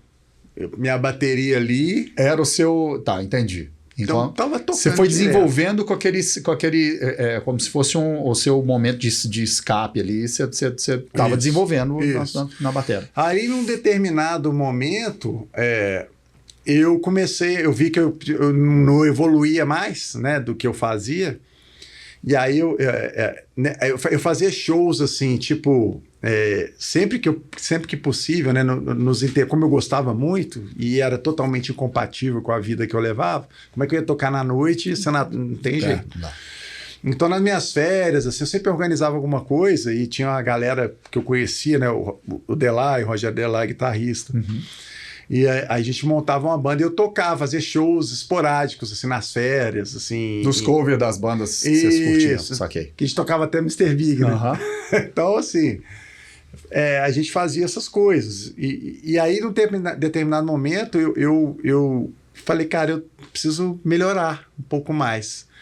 E aí que eu comecei a ter aula. Aí o Delay me indicou para fazer aula com o professor Rivadavia, o Riva, que era um cara, bicho, assim, hoje ele é, né, professor super renomado, palestrante internacional das galáxias e tal, mas naquela época, começando, ele já tinha essa vibe, essa ideia de... Ele acessava as informações e ele passava, porque essa época lá atrás era assim, você ia fazer aula de batera, os caras não passavam o pulo do gato, sacou? O cara, tipo, você ficava ali e tal. Cozinhando ali, né? Tal, mas o pulo do gato não tinha, né? Qual que é o truque? Aí esse cara falou assim, cara, eu vou mudar esse negócio. E aí me ensinou a ler, né, as coisas e trazia os métodos legais que ele trazia dos Estados Unidos. E tem até um relato dele no livro, né? Depois você vai ver lá, ele falando como é que foi a experiência. O dia que eu cheguei na casa dele, toquei que o Delay que arrumou para mim uma aula com ele. E ele contando como é que foi a experiência, né? É muito engraçado, assim, o relato dele é legal lá no livro. Mas aí o fato que ele coloca essa coisa também, que ele percebeu, que eu cheguei ali igual um brutamontes, né? Tocando bateria. E em pouco tempo... eu conseguia, um curso que ele fazia lá de, sei lá, que demorava 3 anos, cara, a gente fez em 6 meses. E aí que eu fui entendendo, depois que eu escrevi o livro, como é que eu já, empiricamente, eu já pegava as coisas do esporte e aplicava para qualquer outra coisa que eu quisesse fazer. Aquelas coisas que eu aprendi ali, do esporte, daquela disciplina, né, da constância, que são as coisas... básicas, né, pra gente fazer qualquer coisa. E aí... Você tá dizendo assim, né, você tinha já uma concepção de organização muito já bem resolvida, né, de organização do que é que você vai fazer, que tanto que você vai fazer. E a vontade. E a vontade de fazer aquilo ali acontecer e entregar o que precisa para... Exato. E aí a coisa acontecia. E aí ele até brinca, ele falava assim, eu nem sabia disso, mas ele falou de propósito, que eu cheguei lá. E aí ele olhou para mim e falou, cara, ele fala assim, vou dar aula de bateria para essa montanha de músculos, né? Cara com a cara cansada, que eu ia depois do treino lá para fazer a aula, ficava lá meio morto, exausto. Cara, aí eu falei, pô, vou dar aula para esse cara, porque eu tô vendo que isso aqui é uma válvula de escape para ele, vou ajudar esse cara. E aí ele falou assim, mas eu também vou testar. Aí ele virou para mim, a primeira entrevista, bom, o negócio é o seguinte, o meu método é o seguinte, você não vai sentar na bateria durante 4 meses. Nós vamos treinar só com a borrachinha, tal, não sei o quê. E ele, assim, rezando para eu falar assim, tal, não voltar nunca mais, né? Aí eu falei, ok. Aí voltei no outro dia lá, fui fazendo as coisas que ele falou pra fazer. Tudo que ele falou pra fazer, eu ia fazendo tudo. Entendeu? Aí isso é a coisa que eu te falei, da vontade, entendeu? De querer fazer o negócio acontecer. Não tem jeito. Que demais. Entendeu? Não tem jeito de vencer o cara que não desiste nunca, cara. É isso. O maluco não desiste, velho. Ué. Me fala dessa missão agora, recente, assim. Me fala o que você está esperando disso, como que, se você se encontrou nisso, como que tá você agora, cara, eu tô na vida? Assim, eu falo esse negócio dessa vida é boa demais. Sim. E ele é totalmente real, né? Porque... a vida, ela é boa demais, mas ela não é fácil, né?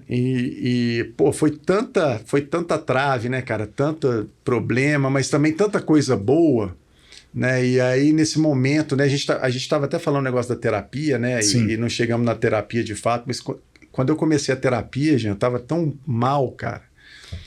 E eu peguei um terapeuta muito bom, né? O COP, essa terapia, acho que é humanista, né? E esse cara sentava na minha frente, cara, e ficava olhando para mim. Ele não me dava uma colher de chá. Ele parava, olhava para mim e ficava. E eu ficava olhando para ele, eu não conseguia falar. A primeira sessão, cara, ele tinha um banheirinho assim do lado, era tipo uma suítezinha. Cara, eu vomitei. Sério. Eu literalmente vomitei. Saí e ficava olhando para mim, assim, e agora? O que eu vou fazer? Como é que... E não conseguia falar, não sabia que eu ia falar. Aí começou a sair correndo, blá, vomitei umas 3 vezes, cara. As 2 primeiras sessões eu literalmente vomitei, para depois começar a falar e tal, e desmontando o negócio. Mas, enfim, essa parte hoje foi muito dessas vivências, cara, dessas questões todas, e eu pensar assim, sabe? Como que eu posso fazer para compartilhar isso com as pessoas? Porque, cara, quantas pessoas existem que não estão passando por coisas parecidas ou piores que isso? Totalmente. E de mostrar assim, olha, sinceramente, cara, tem um jeito. Para tudo tem jeito. Então começou dessa ideia de querer externar isso, né, e mostrar isso para as pessoas. E aí vão acontecendo outras coisas que eu gosto de estudar muito, são as sincronicidades, né? Porque para mim, cara, não existem coincidências, existem sincronicidades. E as sincronicidades vão acontecer. Quanto mais lúcido eu me torno, quanto mais eu consigo abrir o meu espectro aqui de entendimento, de lucidez, cara, eu vou começando a perceber, porque as sincronicidades estão sempre acontecendo. A gente só não percebe. Só questão de ver ou não, sim. A gente não percebe. Uhum. E quando você vai ficando mais lúcido, você vai começando a perceber. E aí eu fui percebendo um monte de sincronicidade. Nessa história toda, cara, é muita sincronicidade, sabe? Até a questão do negócio da turnê lá com o Eric Martin. Sim. Que foi um negócio maluco, cara. Porque eu tinha uma reportagem, cara, primeiro assim, mais uma vez assim, vamos fazer a audição para ser da banda do Eric Martin. Ia ter uma audição, tal. Falei, cara, qual que era a chance de eu ser escolhido? Era 0.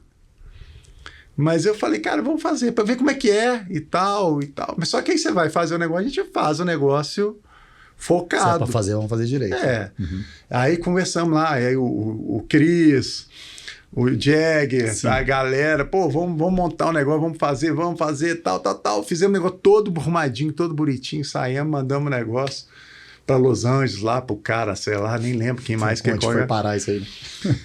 Cara, aí tinha todo, tem que gravar, né? Porque não podia ter edição, né? Então tinha que ser um microfone, só um overzão assim, tipo, na meio monstrão mesmo. Monstrão, só pro cara sacar o que tava rolando. Pra ele ver o que é real.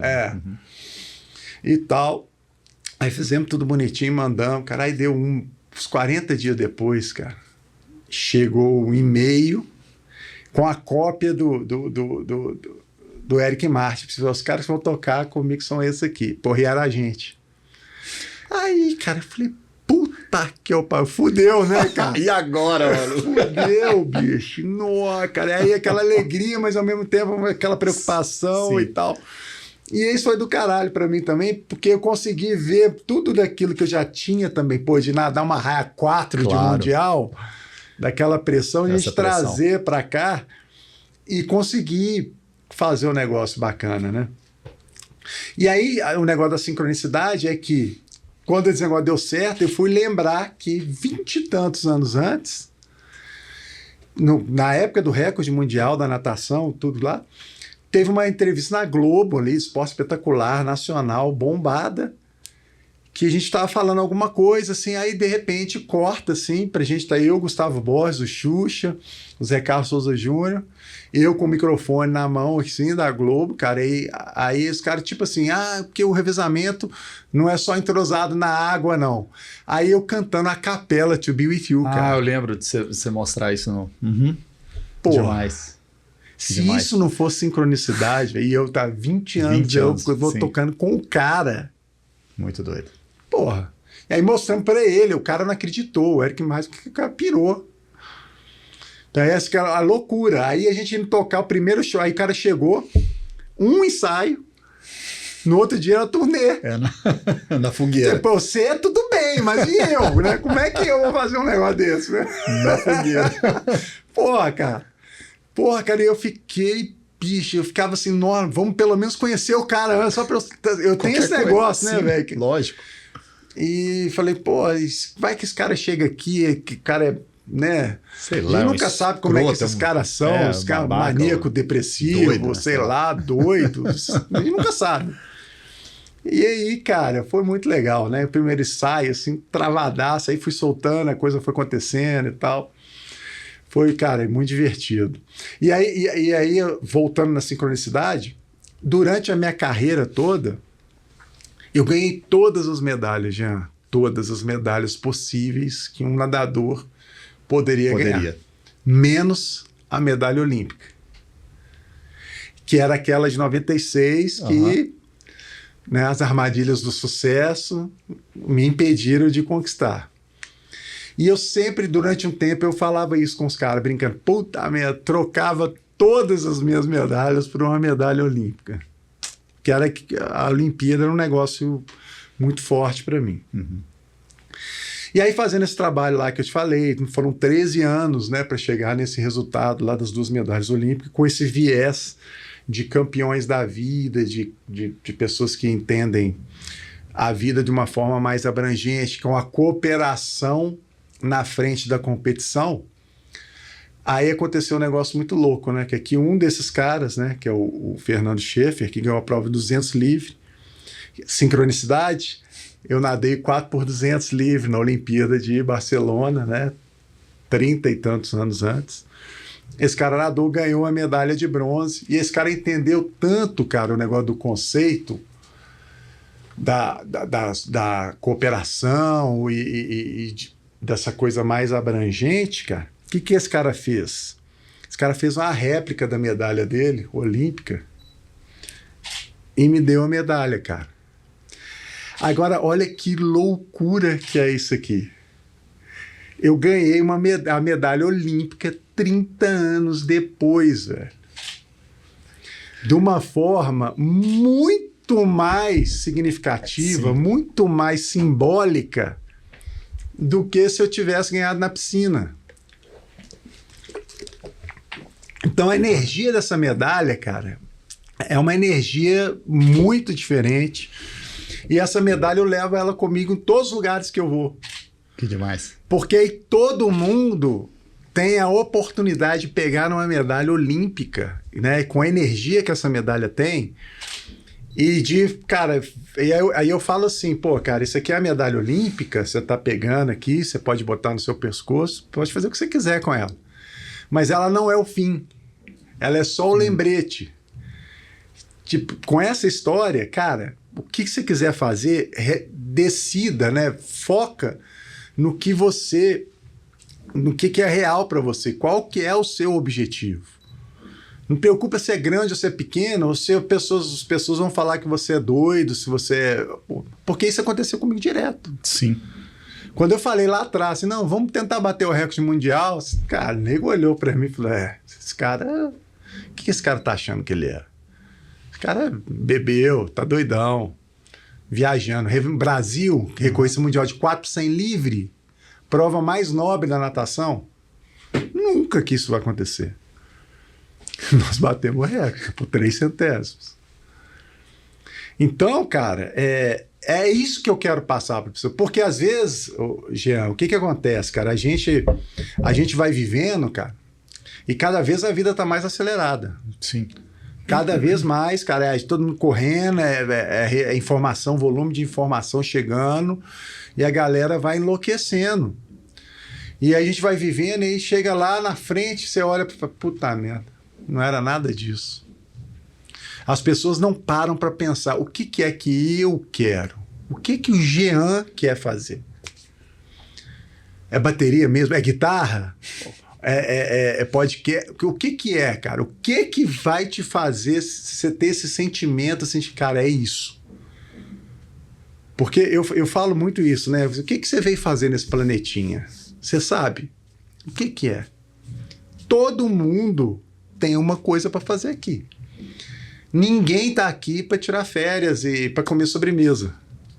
Estar aqui é uma coisa muito valiosa, cara. Nós não somos isso aqui, nós estamos aqui, né? Nós somos de lá.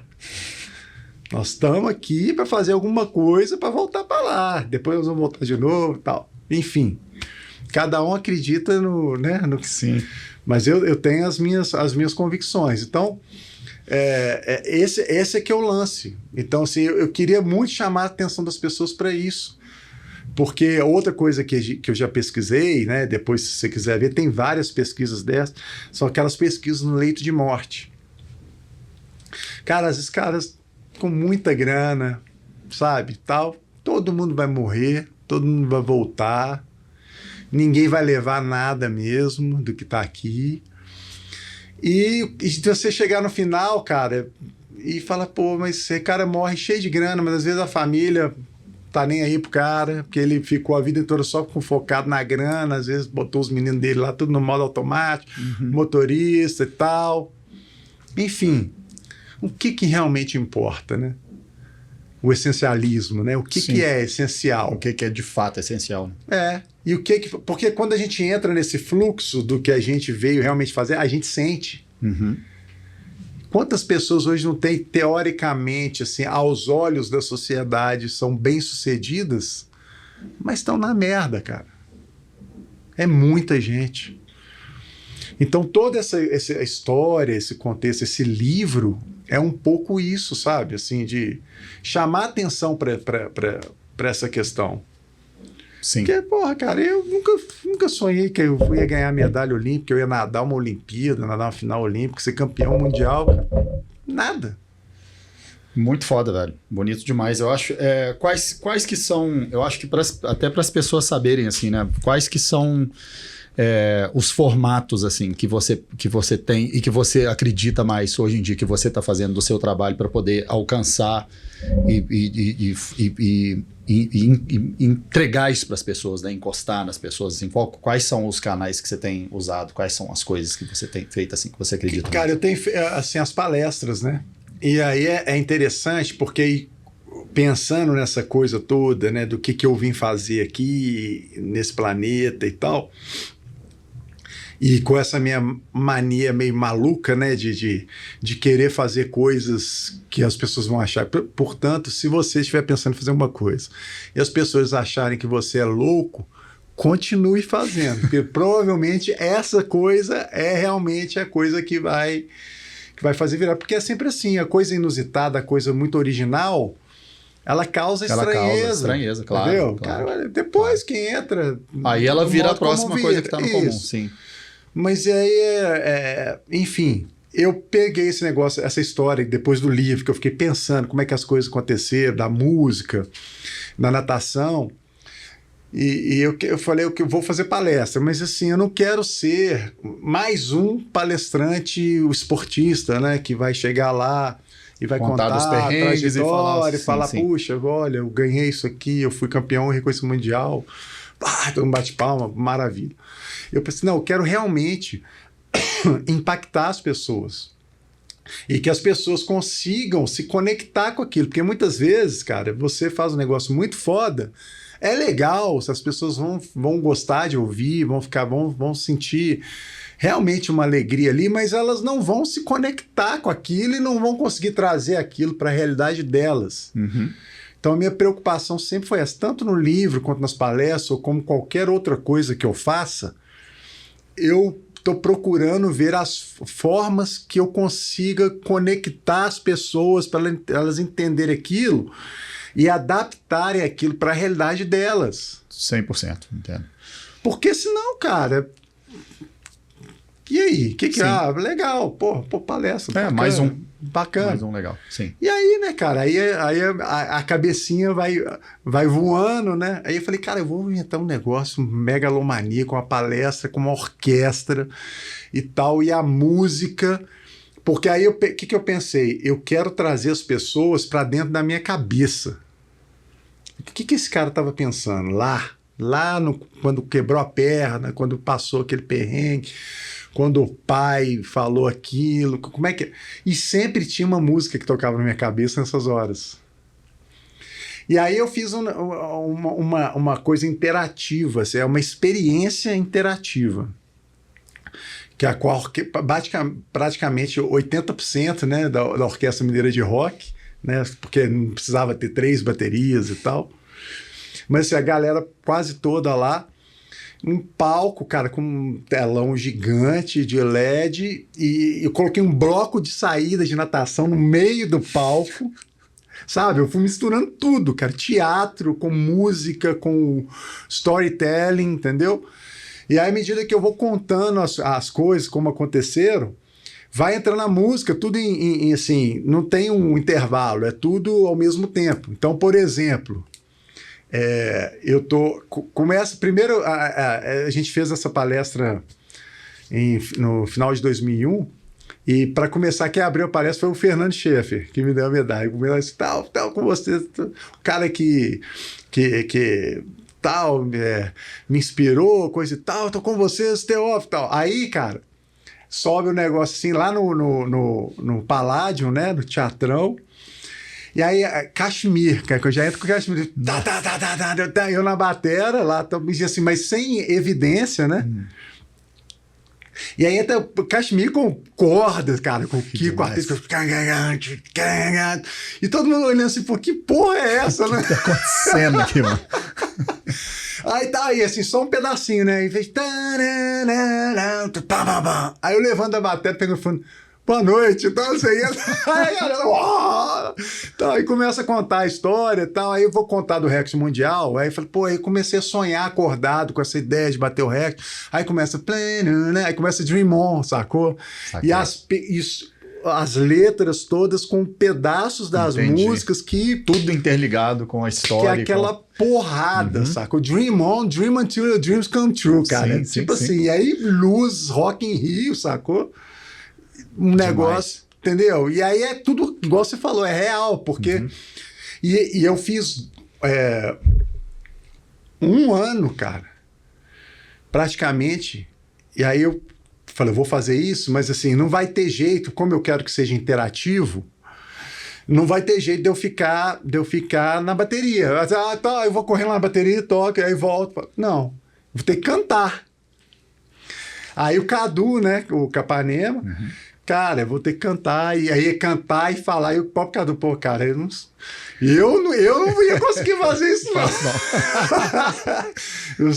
Vamos ver aqui e tal. Aí comecei a fazer as aulas 2 vezes por semana com ele, e todo dia, já eu cantei de fevereiro até novembro, todos os dias, 2h30, cara, cantando as músicas do negócio, sem parar.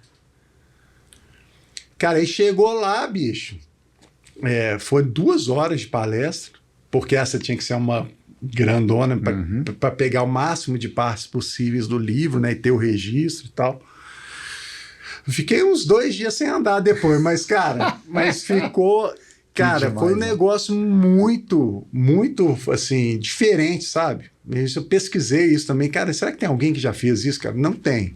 E é uma forma que aí o que eu percebi é que, além da história, das coisas todas, a música, ela ainda marca o negócio. 100%, sim. Então, depois a pessoa vai escutar Dream On, ela vai lembrar, cara, do contexto do negócio. E aí fica uma palestra que ela perdura mais ali dentro. Sim, a pessoa leva para casa, né? Aquilo ali. Literalmente, e fica. Porque a gente sempre leva, mas às vezes dura 2, 3 dias. Sim.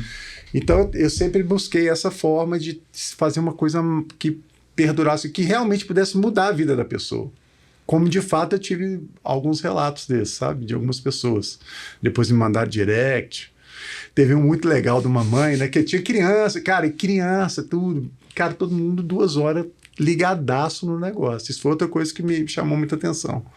Assim, porque não é comum, né? Diferente. Molecada não dá conta de ficar... Aí uma mãe me mandou um direct e falou, seu Teófilo, eu cheguei aqui em casa do trabalho, né? Tava que meu marido levou o fulaninho lá na palestra e tal, na sua palestra. Achei muito interessante, porque ele chegou aqui para mim, ele olhou para mim e falou assim, mãe, a minha vida é muito fácil. Aí ela, pô, obrigado, agora ele tá fazendo tudo direitinho, eu não preciso mais ficar naquele negócio e tal. Aí eu falei, pô, cara, que legal. Impactou a criança, então. Sim. Que demais. Então a ideia é essa, cara. Então você perguntou dos formatos, então assim, todo lugar que eu for, independente de estar com essa estrutura ou não, né, eu levo a medalha, eu quero realmente conectar com as pessoas, cara. Sim. Porque é nisso que eu acredito. Muito foda, velho. É um prazer. Essa vida é boa demais.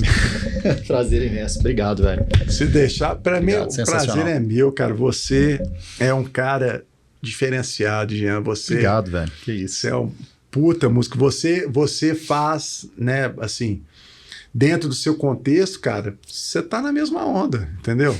O cara toca guitarra, ele canta, ele toca bateria, ele dá aula, pô, eu falei com você, né? Você precisa escrever um livro agora. Sim, nós nessa estamos missão. aguardando o seu livro. Eu sou o primeiro da fila para comprar o seu livro, porque a sua história também é muito legal. Tenho visto assim, muitas histórias legais aqui nesse podcast. Para mim é uma honra, né, cara, poder estar aqui, né, contando um pouquinho também da minha experiência. Gostei muito do Achilles Priest, a história do cara é muito foda também. Sim. Do Andréas também, bacana demais, aquele negócio dele ter parado de beber, que é todas essas coisas que a gente vai conectando, né? Que comigo aconteceu a mesma coisa também. Muito bom, cara. E continua, porque é um trabalho que você está fazendo e que você está impactando pessoas também positivamente, com certeza, cara. Que massa, eu acho que o que importa é isso, e talvez seja isso que você veio fazer nesse planetinha aqui. Sim. Por hipótese. Mas quem vai saber é você. É nóis. Valeu, meu velho. Obrigado. Bom demais. Muito bom.